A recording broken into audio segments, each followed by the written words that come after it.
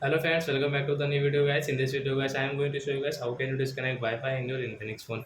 Guys, you want to disconnect Wi-Fi network in your Infinix phone, so as you can disconnect it. And guys, now let's see how to disconnect Wi-Fi in our Infinix phone guys. In this video guys, I am going to show you guys how can we disconnect Wi-Fi network guys. Which Wi-Fi network guys you have connected as you want to disconnect, so as you can disconnect. So as now let's see how to disconnect. First of all guys, open your phone setting to disconnect Wi-Fi. As you can see this type of settings, so as click on your Wi-Fi setting, this third option, tap here. So as you can see guys, we have connected this Mukesh Wi-Fi, and guys now we want to disconnect. So how to disconnect? So as press on Wi-Fi network, then guys you can see forget and disconnect option. So as we want to disconnect, so I will click on disconnect option. Then guys the Wi-Fi will disconnect in our Infinix phone. So I hope friends you have understood how to disconnect Wi-Fi network in Infinix phone. So that's it guys. Thanks for watching. So guys now we will meet on guys next video guys with new topic.